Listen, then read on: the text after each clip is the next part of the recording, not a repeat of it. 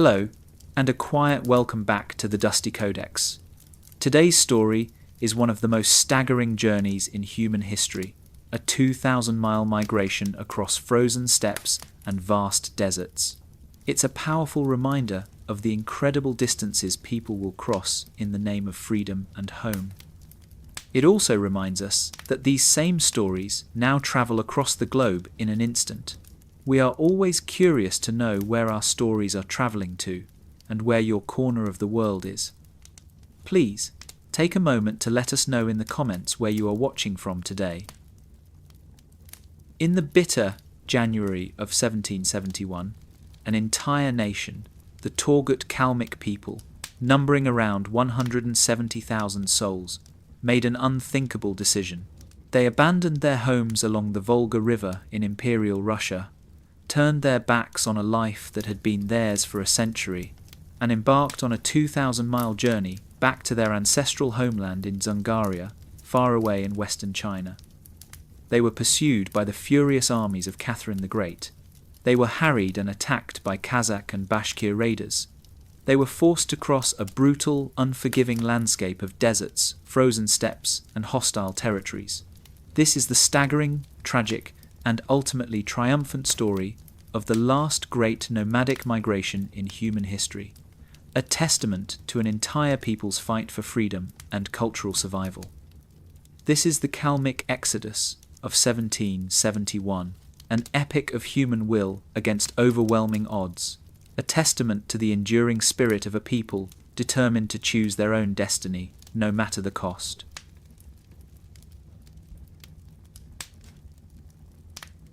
To understand their desperate flight, we must first understand who the Kalmyks were and why they found themselves on the banks of the Volga. The Kalmyks are Oirat Mongols, a western branch of the larger Mongol nation. In the early 17th century, driven by internal conflicts and pressures from other nomadic groups, a large group of Oirats, known as the Torguts, migrated westward from their ancestral homeland in Dzungaria.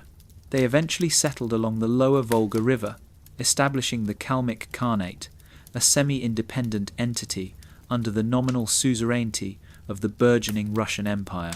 Here, they maintained their distinct nomadic lifestyle, their unique Oirat dialect, and, crucially, their Tibetan Buddhist faith, setting them apart from the predominantly Orthodox Christian Russians.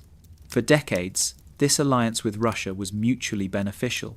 The Kalmyks were fierce cavalry warriors, invaluable to the Russian Empire in securing its southern frontiers against Ottoman Turks, Crimean Tatars, and other rivals. They often served with distinction in Russian campaigns, providing swift, mobile forces that few could match. However, as the Russian Empire consolidated its power under Peter the Great and later Catherine the Great, the relationship began to shift. The nominal suzerainty increasingly became outright control, and the Kalmyk way of life, cherished for generations, came under existential threat.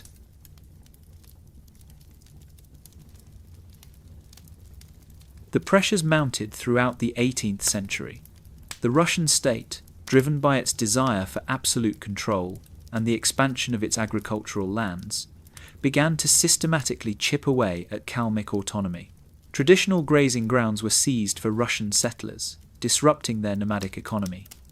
Perhaps most galling was the imposition of military conscription. Kalmyk warriors, who had once fought voluntarily as allies, were now being forced into the Russian army, often sent to distant wars in Europe, far from their families and their steppe homeland. This was a direct assault on their identity and freedom. Attempts to undermine their distinct culture and religion also intensified. The Russian Orthodox Church actively sought to convert the Buddhist Kalmyks, constructing churches in their territories and pressuring them to abandon their ancient faith. This was not merely religious evangelism, but a systematic effort to assimilate them into the Russian populace. The final indignity came with Russian interference in their succession. Ubashi Khan, the last great Kalmyk leader, found his authority constantly undermined by St. Petersburg. The dream of an independent Kalmyk Khanate, even a semi-independent one, was clearly dead. The choice for Ubashi Khan and his people was becoming stark: submit to total assimilation or flee.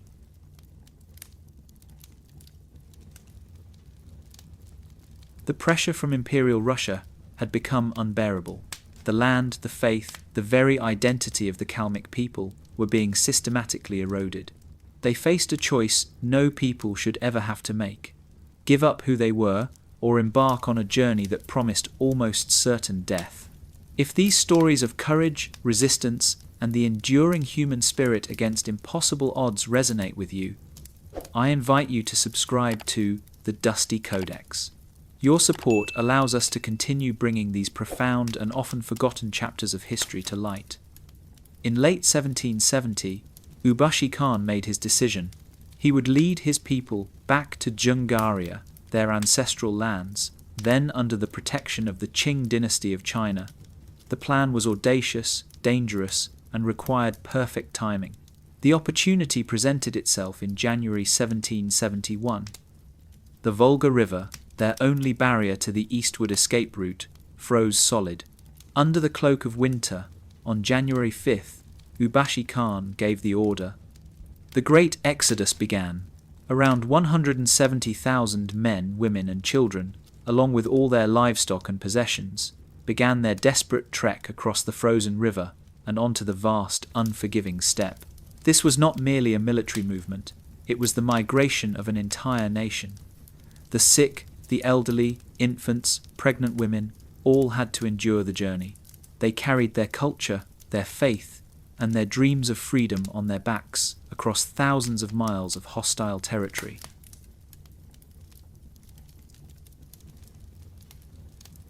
The moment the Russians realized the scale of the exodus, the fury of Catherine the Great was swift and brutal. Cossack cavalry and regular Russian army units were dispatched in relentless pursuit, ordered to bring the Kalmyks back by force. The migration immediately became a running battle for survival. But the Russians were not their only enemies.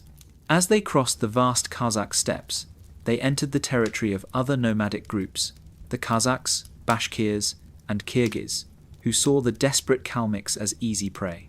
Daily raids for livestock, supplies, and people became a constant, terrifying reality. The landscape itself was a merciless foe. The depths of winter gave way to the scorching heat of the Central Asian spring and summer.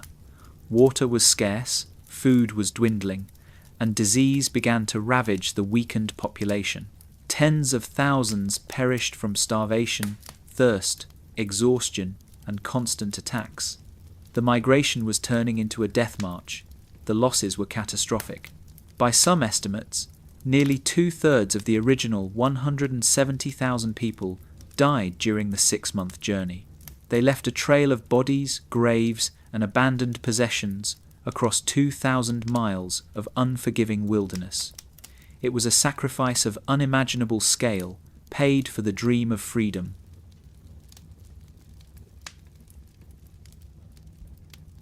In the summer of 1771, after 6 months of unimaginable suffering, the remnants of the Torgut Kalmyk nation finally reached their ancestral homeland in Dzungaria, then under the control of the powerful Qing dynasty of China. From the original 170,000, perhaps only 70,000 or fewer had survived the brutal journey. The Qing Emperor, Qianlong, initially impressed by their tenacity, granted them new lands and recognized their status. They were integrated into the Qing Empire, forever changing the ethnic and political landscape of Central Asia. The Torgut Kalmyks had endured, preserving their unique identity, but at a terrible price. The Kalmyk Exodus of 1771 stands as a monumental testament to human courage, desperation, and the enduring power of cultural identity. It is a story of a people who chose the immense suffering of a 2,000-mile death march over the slow death of assimilation. Their extraordinary odyssey is a vivid reminder that the human spirit, when pushed to the brink, can achieve the seemingly impossible in the name of freedom and the preservation of one's heritage. The last great nomadic migration, a tale of tragedy and triumph, continues to echo across the vast steppes of Central Asia, an unforgettable chapter in the Dusty Codex of human history.